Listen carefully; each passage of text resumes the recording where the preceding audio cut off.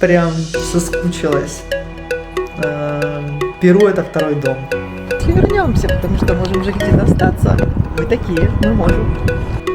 Вроде бы пишу закрыто, я не могу понять, по какой причине. Не без нервов. Пропустил, сука, 2 раза рейс. Через 1,5 недели я еду в Перу. Лечу из Лиссабона в Мадрид. Из Мадрида уже прямой рейс в Лиму. Там я встречусь с Романом. Это мой бывший партнер, с которым мы вместе ретриты проводили. Ну и по совместительству бывший партнер, как мужчина и женщина. Вот, мы встретимся в Лиме, проведем там несколько дней. И дальше полетим в Пукальпу. Это то, где я сама прохожу ретриты, и то место, где я провожу ретриты для других участников. Ну, так как-то исторически сложилось, что я впервые попала в Перу на церемонии айаваски именно в Пукальпу. То есть в Перу есть 2 центра таких, 2 центра шаманизма, что ли. Один из них — это Икитос, он туда севернее, на севере Перу или северней. А другой — это Пукальпа, он больше в центре Перу. Перу, он такой супер длинный, и на территории Перу находится порядка 85, по-моему, процентов всех природных зон планеты. То есть что это означает? Приехав и попутешествовав по Перу, можно побывать в 85% природных зон. От пустыни до джунглей, до rainforest, это более высокие джунгли, до каких-то гор. Ну, в общем, повторюсь, 85% всей планеты. И как-то так случилось, что мой первый ретрит в 2014 году я проходила в Пукальпе. Мы с подругой тогда прилетели. Вообще, я очень плохо себя чувствовала в 2014 году. Я была в бизнесе, очень сильно выгорела. И на момент, вот, когда я собиралась в Перу, я не видела ни смысла, зачем.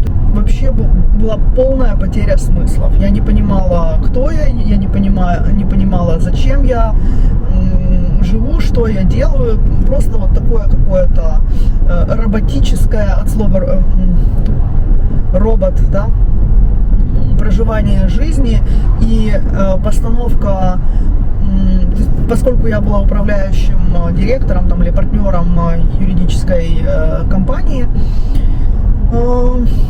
я сама же себе ставила финансовые планы. Они должны были расти из месяца в месяц, то есть увеличиваться суммы доходов.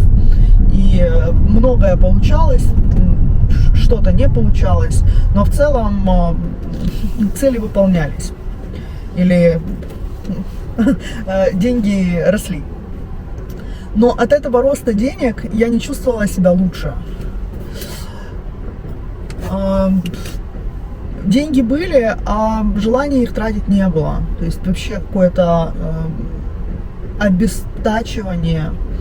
Я отчетливо помню момент, когда я просыпаюсь утром после такого легкого перепоя в очередной раз. Где-то там 9-10 утра я еле открываю глаза и думаю, блин, и что? И вот это все, то есть окей, я делаю деньги, я делаю карьеру, и что дальше? И ответа у меня не было. внутри звучал вопрос, типа, даже не вопрос, а какое-то такое недоумение. Типа, и все? И чё? И это, типа, оно? И это успех, и это реализация, и это жизнь? Ну, в общем. И вот мы с подругой поехали в Перу. Как-то не очень я обдумывала, я попросила, у меня не было времени, я попросила ее спланировать поездку, и она ее спланировала. Мы оказались вот в Пукальпе, нас встретил какой-то местный чувак. Мы не говорили по-испански. В Перу очень мало людей говорят на английском. И вот он нас повез на какой-то машине через джунгли, через какие-то проселочные дороги. Мы приехали в какую-то деревню, сели на какую-то лодку, начали сплавляться по притоку Амазонки. Потом шагали еще где-то час, у меня выскакивало сердце, я была еле жива. Я курила тогда еще, я не занималась спортом. Мы пришли, и оказывается, там нет в деревне ни телефонной связи, ни интернета. В общем, глушь. Я считаю, что нам повезло не попасть в какую-либо историю. Но именно эту поездку я считаю вот этой точкой невозврата или реперной точкой в своей жизни. Ну и когда я вернулась домой, я поняла, что мне что-то изменилось. Я не могла точно сформулировать, что, но многое изменилось.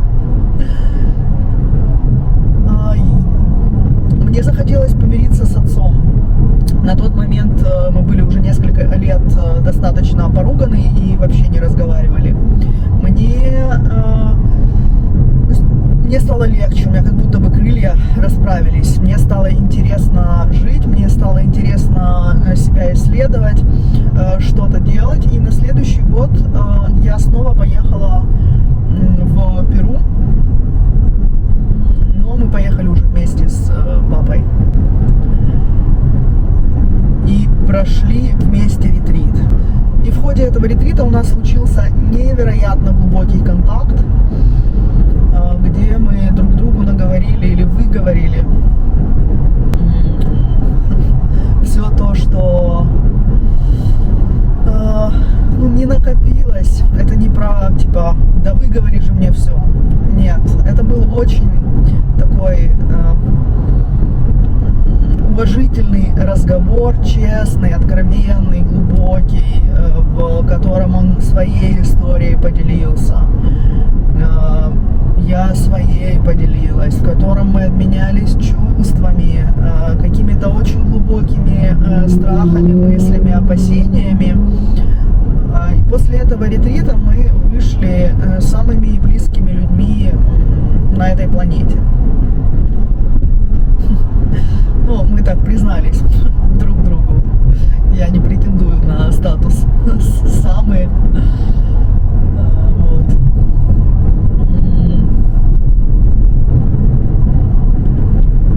И так я проездила много-много лет в Перу, раз в год. И я видела, как из года в год я росла. Я начала изучать психологию,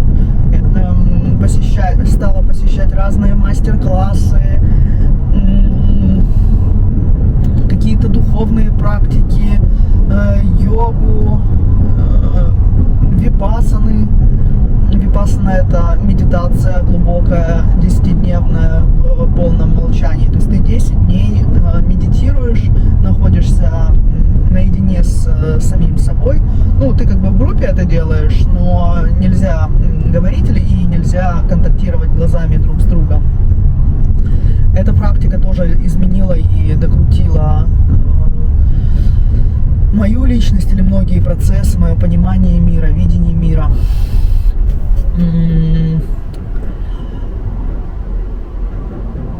Вот, я начала посещать психоделические конференции, и, как оказалось, шаманизм шаманизмом, я, можно сказать, что вошла в эту практику или вошла в тему растения силы со стороны шаманизма, но потом продолжила с научной точки зрения изучать. И оказалось, что достаточно большое количество исследований есть научных, еще больше как бы на подходе. Есть много ученых, которые занимаются этой темой и изучают влияние психоделиков на мозг, терапевтический подход. Есть огромное количество конференций. Сейчас на подходе новые исследования. Сейчас на подходе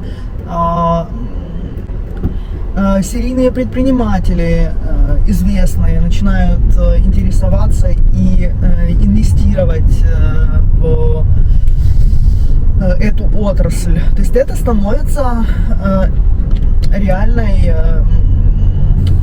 отраслью. Вот там стоят лайнеры огромные.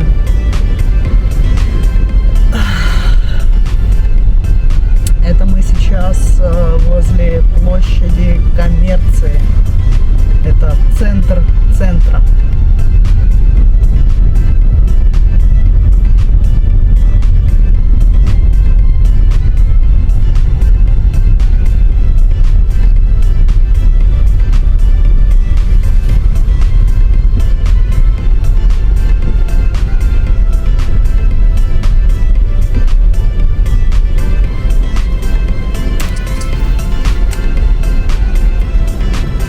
Да, вот эта площадь коммерции. Здесь на Новый год ставят елку и долбят салюты. Очень красиво. Они ходят и в Карибский бассейн, они ходят и в Европу, и на Азорские острова. То есть Лиссабон — это такой порт достаточно большой, через который проходят большое количество туристических лайнеров.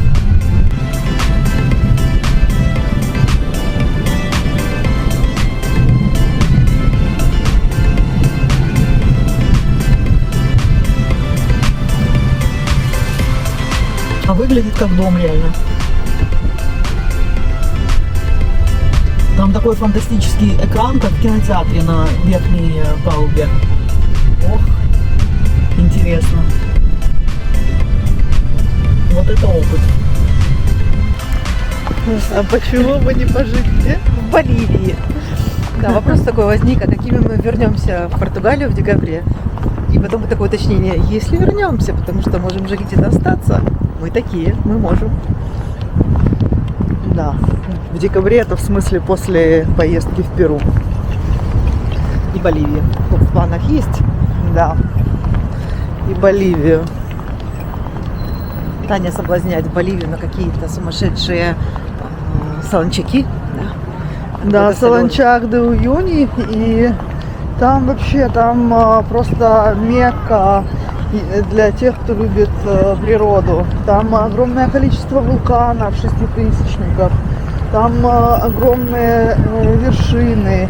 И, в принципе, на них несложно забраться, если, да, у тебя есть хорошая физическая форма, ты в неплохой физической форме. Я считаю, что я тоже в хорошей физической форме. Вот, так что, если получится, то мы из Перу заедем в Боливию. Я так поняла, что я репортажи смогу следить на Танином канале. Да. Подписывайтесь на канал, будьте в гуще событий. Да, теперь Займемся делом и сборами.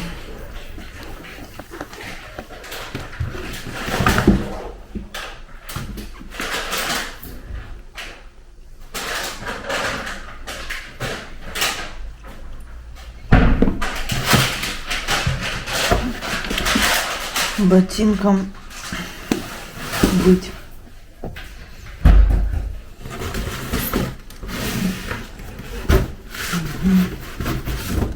Отлично, это пойдет на выброс.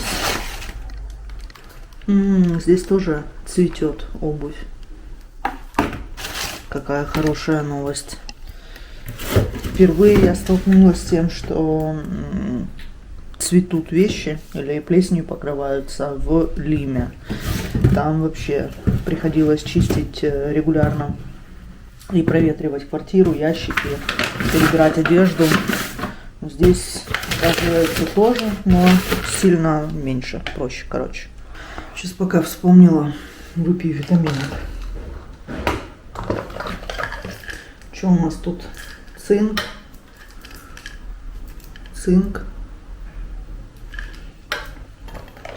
Витаминка С на 1000 мг. Витамин D.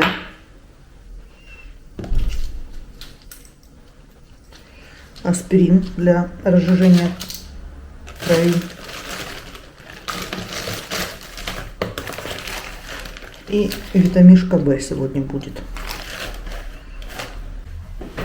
Такое предвкушение поездки, предвкушение, что что-то будет новое, или много будет нового всего в жизни за эту поездку. Это будут почти что 1,5 месяца или 1,5 месяца. Да, почти 1,5 месяца путешествий. Сейчас наведем красоту в ноутбуке.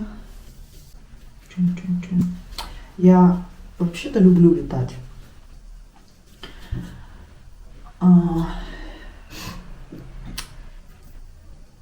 И скорее часто приходится летать вот на какие-то большие расстояния, типа там 10 часов, 12 часов полета. Мне очень нравится, потому что я без связи, без телефона, и это время я могу использовать для того, чтобы структурировать свои мысли, вот, побыть с собой. Короче, мне нравится быть без связи. Раньше я не находила себе места на перелетах, сейчас это быстро как-то, ну, то есть привычка, наверное, выработалась. Я могу книжечку почитать, помедитировать. Сейчас попробую, может быть, помонтировать видео, начать. Я хочу поучиться этому. Еще нужно в джунгли взять пакеты. Такие герметические зиплоки, которые можно использовать. Ну, то есть, в джунглях достаточно влажно, или прям влажно, и за неделю техника может испортиться, поэтому нужно будет озаботиться и купить пакеты, в которых герметически можно будет хранить ноутбук, камеры, телефоны, шнурки, карты памяти и так далее.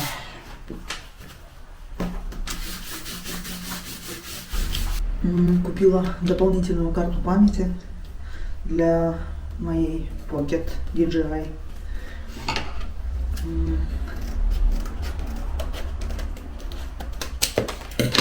Желательно проверить и опробовать до отъезда. И дополнительный диск для памяти тоже возьму его с собой, потому что не знаю, сколько материала удастся наснимать. Надеюсь, что удастся.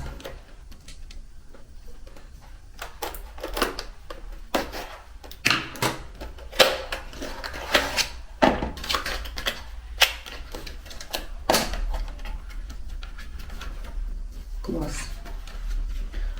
На сколько? На 4 терабайта. Буду тащить с собой 2 аккумулятора. на больше, чем на 20 тысяч миллиампер, по-моему, так называется. Потому что в джунглях нет электричества. Ну, там есть солнечные батареи, туда, куда мы едем, но они не позволяют заряжать оборудование. Это очень классное чувство. Подгребать все дела, вычищать все, собираться. Сейчас выбрасываю лишнюю еду, стирочку делаю. Что тут у нас? Рыбку сейчас приготовлю. Последний крайний раз, пока я в Португалии, дорадочку купила. Нужно же что-то есть крайние несколько дней.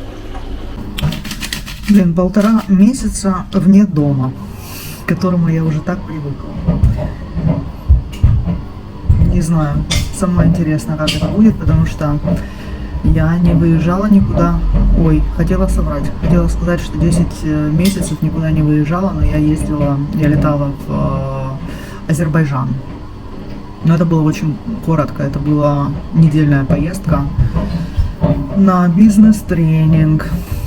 Вот. А с тех пор, вот как я приехала 10 месяцев назад, я еще никуда не ездила. А сейчас я еду на 1,5 месяца.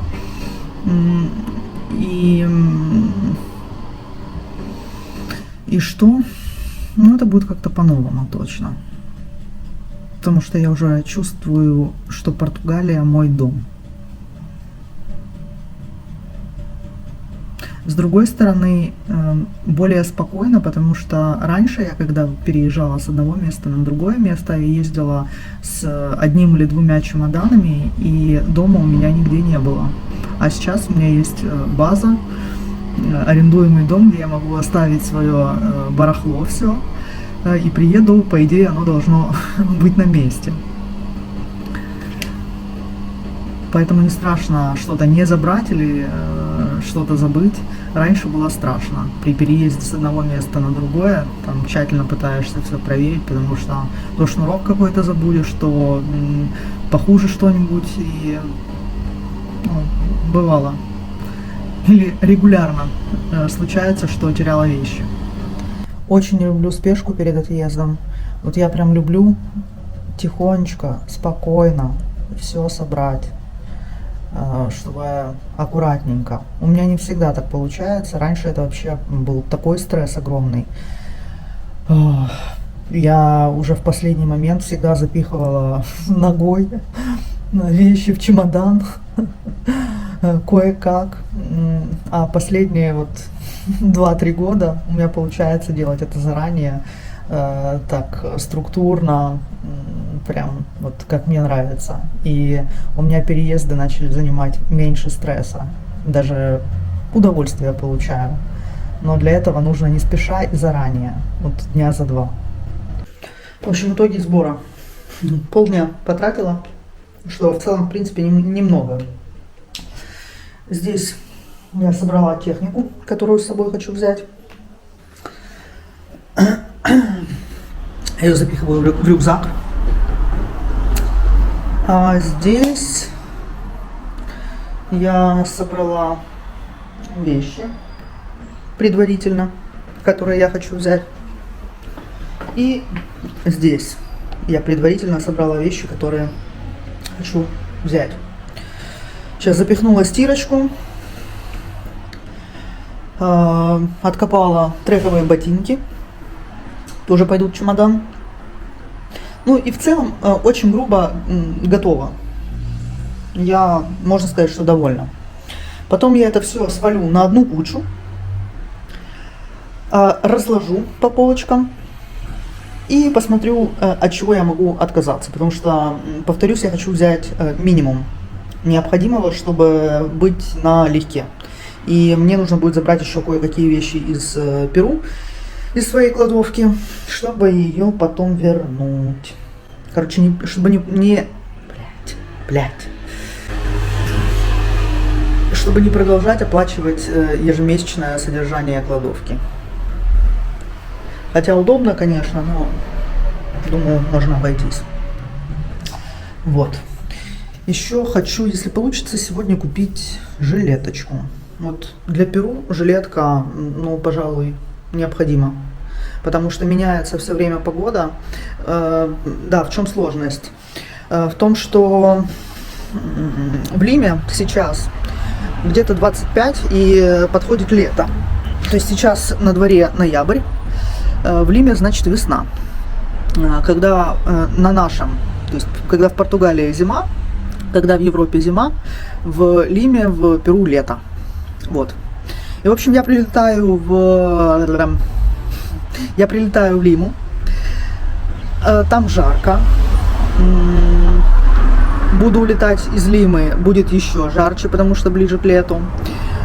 Из Лимы я лечу в Пукальпу. Там как жарко. Всегда. В джунглях 33. Потом из Пукальпы я снова лечу в Лиму. Прилетает Ира. Мы арендуем авто и едем на север страны, вот так вот, в Кордильеры. И это горы. Мы будем находиться где-то на 3500 метров над уровнем моря. Несколько дней, ну, наверное, дней 5 мы планируем. Вот, как раз заедем в... Блин, как же оно называется? Чавин-де-Уантар. Это очень такой древний, по-моему, я уже рассказывала, очень древний сайт, который ЮНЕСКО занес в список... Что-то у меня сегодня неговорительное настроение. Который список занес... Который ЮНЕСКО занес в список очень таких важных, или как же оно называется-то? Вот, который ЮНЕСКО занес в список всемирного культурного наследия. Выговорила, поумничала. Один день до вылета, точнее уже меньше. Завтра рано утром еду в аэропорт в 5 утра. Сажусь на рейс до Мадрида, а с Мадрида уже полечу в Лиму. В целом готово. Нет еще окончательного маршрута после ретрита. Пока в стадии переговоров. В долине инков я хочу остаться не в отеле, а хочу остаться, у нас там где-то недели-две будет, в частном, ну, скорее частном доме. У меня есть там связи, поэтому это будет сильно дешевле, и мне так больше нравится. Там есть одно местечко, Пас и Луз.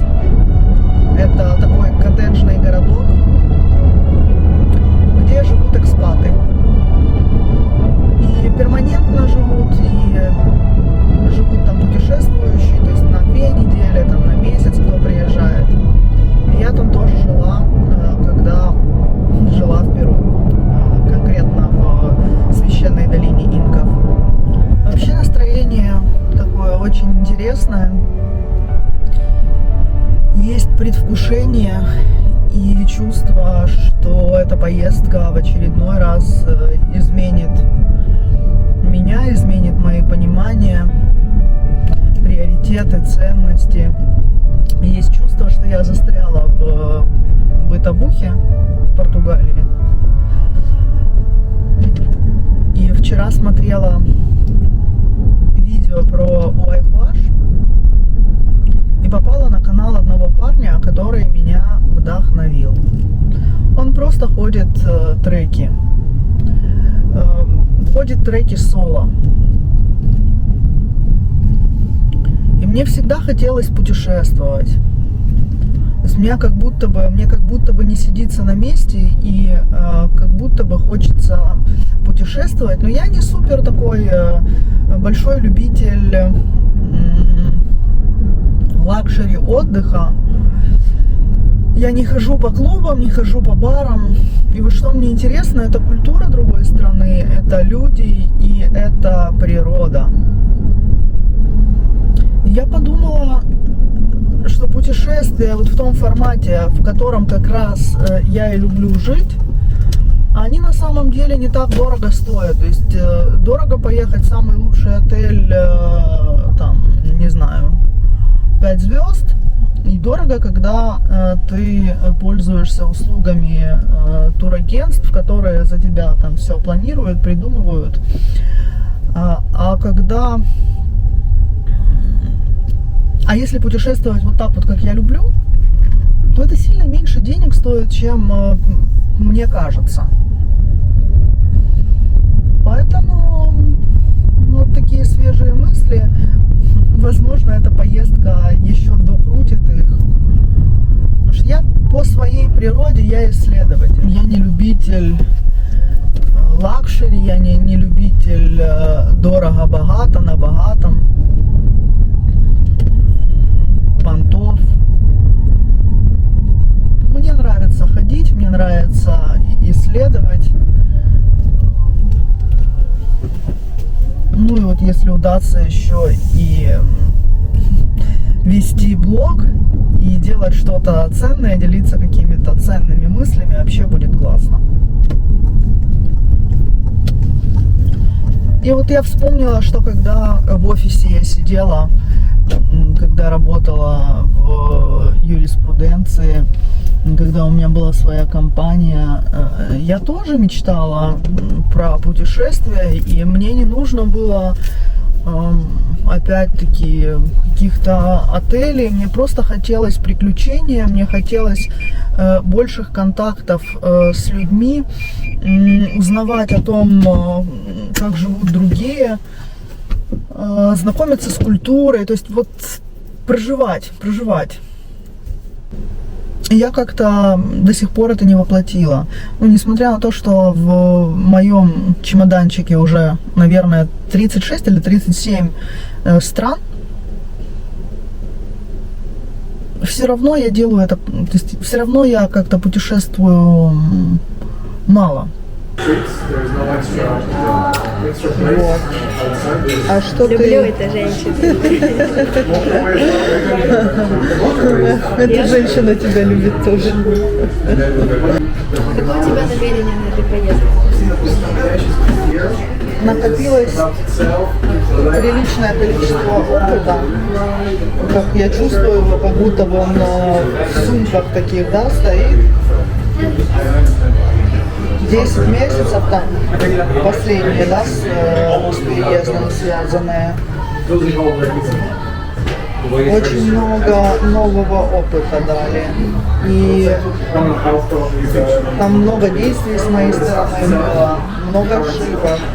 И хочется вот сейчас там отойти от этого всего и посмотреть как со стороны, типа, посмотреть, как я себя чувствовала, вследствие чего эти ошибки были допущены, как я себя сейчас чувствую, как я буду себя после церемонии чувствовать. Ну, такая, с одной стороны, аналитическая работа, но с другой стороны, она требует пространства и вынуть себя из привычных ролей. Потом я сказала, что точно надо дофаминчик почистить. Хочу я того или нет, я все равно переиспользую телефон. И это сказывается на моем внутреннем самочувствии. С одной стороны, я вроде бы немного использую, а с другой стороны, все равно я вижу, что на меня это влияет. Впервые я чувствовала себя лучше. И не точно из-за количества, из-за меньшего использования телефона. Даже по делам. Я не говорю, что я сижу там, скроллю ленту.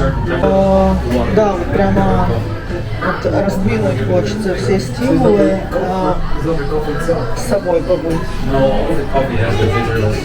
И я не могу здесь, в социуме, устроить себе идентичные условия. И что-то я делаю, но все равно этого хватает для того, чтобы я как-то поддерживала свое неплохое самочувствие. Я вижу, что такое, типа, вот спад пошел. Я приехала, вот десяточка, а потом так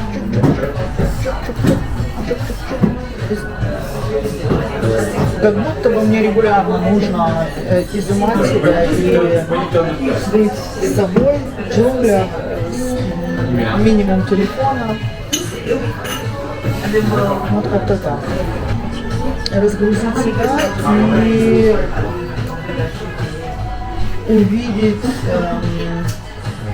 как окна помыть, чтобы увидеть лучше свой путь.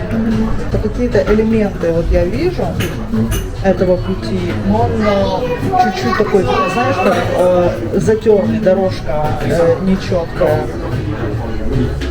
А я хочу ее четче увидеть. Я так смотрю на себя немножко со стороны и чувствую, что я не в энергии или не вот в своем вот этом проживании. И есть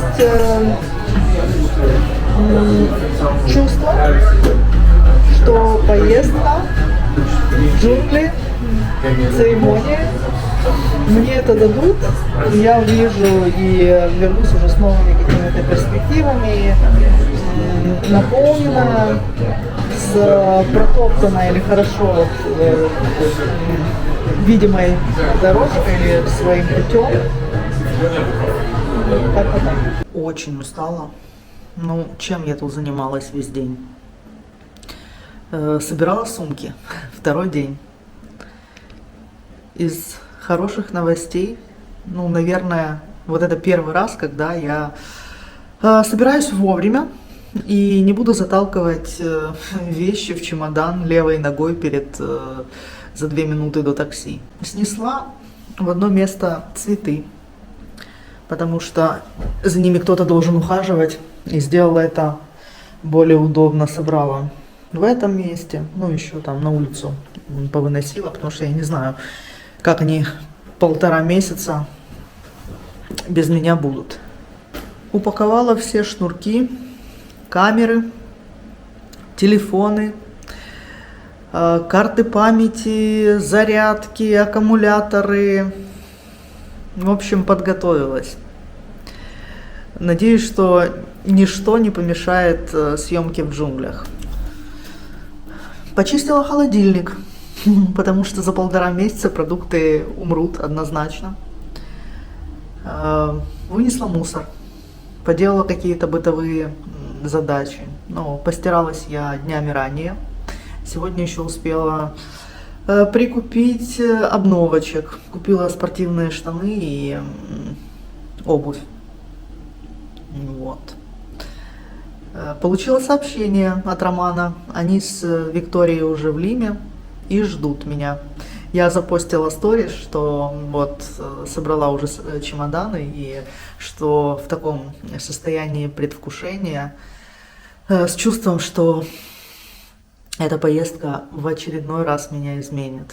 И он, Роман, сразу же ответил, сказал: да, я не зря хотел в Перу, я уже вижу вот спустя 1 день, что пошли процессы, что пошли изменения, и он уже меняет. Поделала кое-какие оплаты, потому что меньше всего я хочу заниматься какими-то рутинными вопросами, пока я буду в отъезде. Я точно буду что-то делать, я планирую снимать видео и хочу вот немножко отойти от привычных ролей из повседневной жизни и посмотреть на свою жизнь немножко со стороны, как бы отойдя от нее, или для этого нужно от нее отойти, чтобы посмотреть, чем же я вот это занимаюсь и куда я иду в повседневной жизни. И хочу перепрожить то, что произошло со мной последние 10 месяцев здесь, в Португалии. Я допустила много ошибок. Я не жалею, потому что они принесли мне опыт, но с ними и я изменилась, и хочу переосмыслить, хочу как бы выводы сделать или итоги подвести, почему это были ошибки, как бы я хотела поступить по-другому. Снова задать себе вопрос, а куда я иду, и прожить его, почувствовать этот ответ. Уверена, что у меня получится. Еще хочу в Перу встретиться с друзьями. Я прожила в Перу 2,5 года, и, конечно же, осталось много очень-очень теплых, теплейших контактов и людей, которые продолжают жить в долине. Может быть, кто-то в Лиме еще есть, преимущественно в долине. Чистя холодильник, решила заодно приготовить свою любимейшую запеканку. Возьму часть в дорогу. Потому что в кафешках черт знает что предлагают. Ну и в самолете тоже еда не самая healthy и насыщенная белком. Вот. Что еще рассказать? Ну, по сути, все, наверное. Просто реально это все заняло очень много времени. Весь день, если не считать вчера тоже. Но я безумно рада, что я готова прямо с вечера. Завтра утром мне нужно только проснуться, почистить зубки, взять вот эту вот сумочку. Вот так это выглядит. Я не супер прилежно ее упаковала, но в ней куча места, и можно не париться и вот не складывать идеально вещичка к вещичке. Хотя было бы классно. Когда-то моя подруга, она работала на яхтенных чартерах и делала, стюардом работала.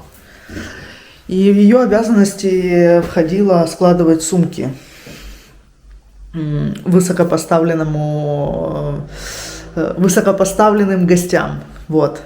И она, конечно, однажды сделала мне подарок и сложила мне сумку. Вау. Это было нечто.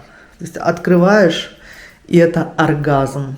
Потому что все вот один в один. Здесь футболочки, здесь трусишки, здесь штанишки. Все разделено, все структурировано. Господи. Дация. Ее зовут. Спаси и сохрани. Вот, так что память осталась вот до сегодняшних дней. Но я, в общем, не настолько precise, как это, щепетильно. Вот. Собрала витаминки с собой кое-какие. Весь ящик витаминный брать не буду. Взяла только самое такое важное, там магний, витамины В.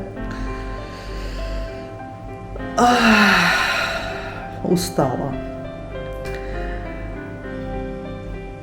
Если честно, сделала далеко не все, что планировала.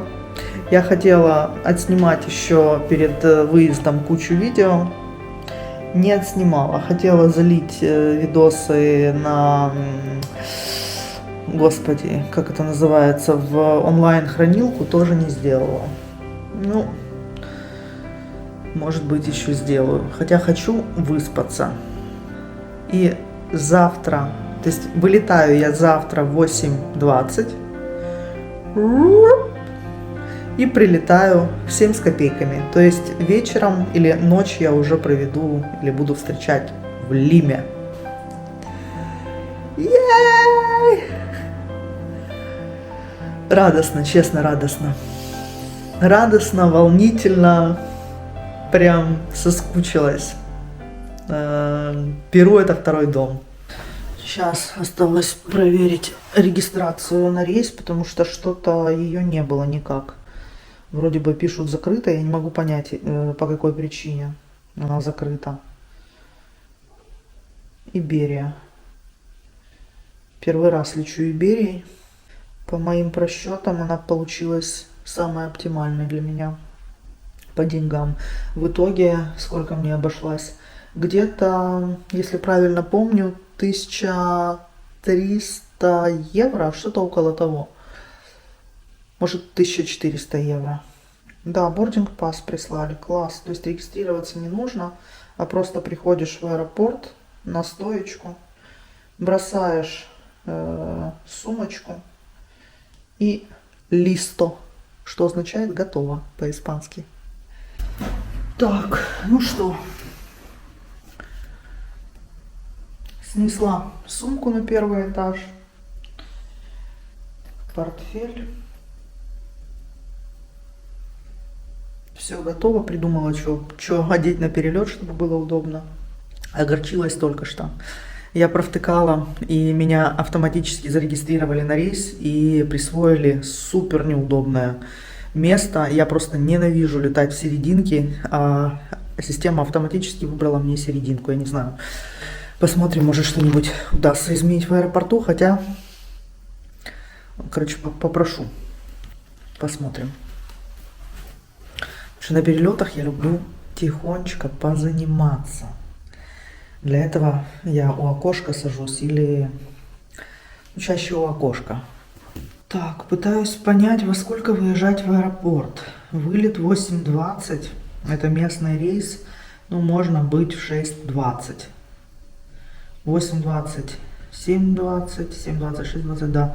Значит, выехать нужно где-то без 10. Выехать нужно без 10:06. Все правильно, да. Короче, в 5:50 должно меня ждать здесь такси. Вот. А чтобы в 5:50 ждало такси, нужно где-то за 50 минут проснуться. То есть проснусь в 5, потом вызову такси и в аэропорт. Все. 5 утра. Только встала. Блин, бегу умываться, собираться, одеваться и вызываю такси в аэропорт. Мне не верится. Мне тупо не верится. Класс. На улице супер тихо.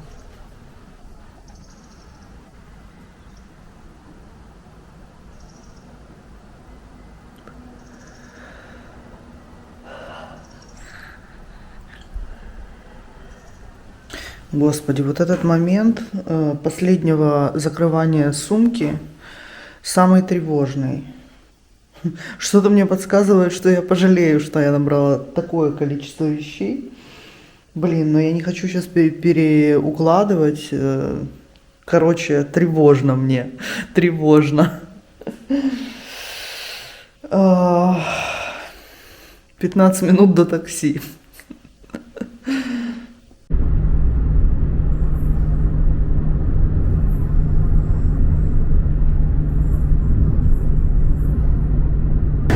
Не без нервов.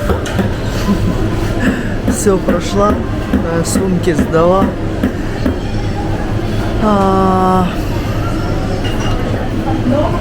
Все зарегистрировалось. Thank you. Теперь выпью капучинко и попробую расслабиться. Мадрид ждет нас. Там короткая пересадка. Сейчас нужно проверить терминал, гейт, если есть, чтобы быстро пересесть. Я не знаю, как там будет. Такое интересное чувство. Не знаю, как объяснить свободы и огромных каких-то возможностей или перспектив. И я думаю, блин, какого черта я чаще не путешествую. Сижу жопой прилипла в Португалии. Хотя, когда переезжала в Европу, я была уверена, что больше буду путешествовать именно по Европе. Ну, а сейчас прилипла. А мир такой огромный. В нем столько людей. И такие все разные, такие интересные. В общем, я кайфую в путешествии. Так, где наш? Где наш? Лима. Лима, о. Час 10. Гейт С-37. Поехали. Еще такое чувство, что жизнь на самом деле так коротка, и не стоит ее просиживать, потому что в мире вокруг столько всего интересного, столько возможностей и, не знаю, в общем, исследовать, не переисследовать. И очень важно сделать шаг навстречу этому исследованию и открыться миру. Сижу на пересадке в Мадриде.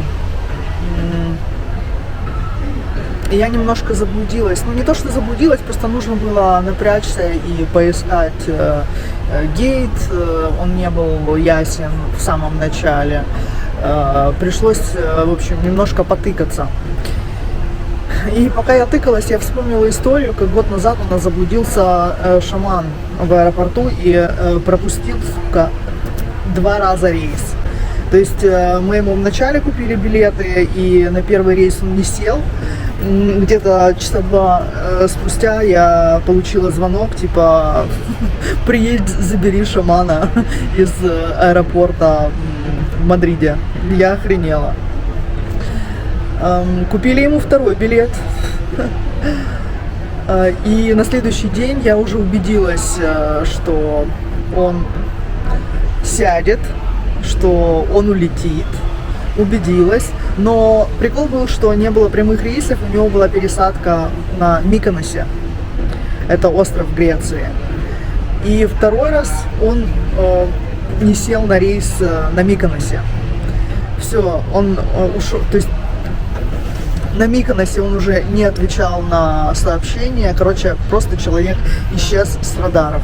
Он не говорит по-гречески, он не говорит по-английски, он вообще не понимает, кто он, где он и что он. Ну, с нашей стороны это была, конечно, ошибка отправить его самостоятельно, но так сложилась ситуация, что ему нужно было самому лететь. То есть это не специально было запланировано. В общем, он исчез. И Роману, моему партнеру, пришлось лететь на Миконос специально, чтобы найти его. Его, по-моему, забрали в полицию. В общем, чтобы его найти, вызволить и отправить дальше по маршруту. Когда Рома его нашел, он плакал. Шаман плакал. От счастья, от этого стресса, который с ним случился, потому что шаман — это человек из джунглей, то есть мы его везли из Пукальпы, и он не то что никогда пересадок в аэропорту самостоятельно не делал, он за пределы Перу никогда не выезжал. Вот такая история. Но я помню свои чувства, я реально испугалась, потому что я думаю, как мы его найдем. Если он не отвечает, у него нет связи, он не понимает, он не знает, как ему объяснить, куда дальше лететь. Он, по-моему, у него тогда... Нет, деньги у него были с собой. Но, в общем, это был огромный стресс.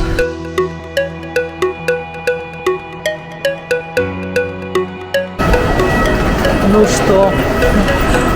Чувствую себя как дома.